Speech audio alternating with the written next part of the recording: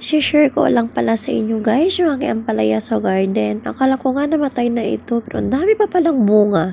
Dahil wala kaming ulam today, nag-check muna ako. Ito tinatry ko pa nga guys na tanggalin or hilain kasi hindi ako makapasok sa daming kalat. Kitang-kita nyo naman, 'di ba?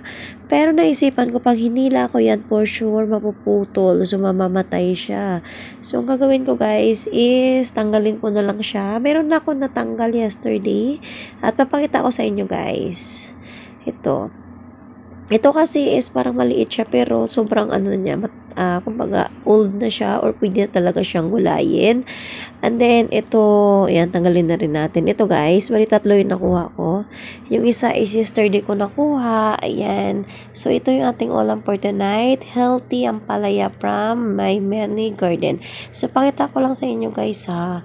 Maliit lang siya pero talagang old na at pwede na siyang gulayin. Kasi yung kanyang mga seeds, ayan, matanda na. So tiyagaan na lang natin at sayang naman itapon. Yan, sobrang healthy ng ampalaya guys. Mostly kung bagong pitas. Organic pati ito dahil tinanim ko ito na talagang walang fertilizer as in soil lang. Direct siya sa soil. Tapos dinidiligan ko lang.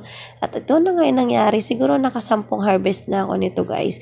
Ito tanggalin ko yung buto kasi pwede ko pa siya itanim next time. Ayan. Tinatanggal ko siya gamit yung kutsara para hindi mapait. At ito palang ampalaya na to guys is the one of my favorite ulam. Ayan. Tapos pakita ko na lang sa inyo guys kung gaano siya karami. Hiwain muna natin. Ayan. Ito kasi good for 2 to 3 person na kasi marami na siya pala pag nahiwa. At buti na nga yung isa hindi nahinog na agapan ko agad. At ang dami ko lang nasayang na nahinog na hindi ko napansin. So ito guys, marami-rami na siya. Ayan. So babad muna siya natin sa tubig para mabawasan yung ganyang alat. Yun kasi guys yung style ng pagluluto namin. Nilalagay namin siya sa tubig. Papakita ko sa inyo guys. Ayan. O diba? Meron tayong ulam for tonight. Thank you for watching everyone. Bye!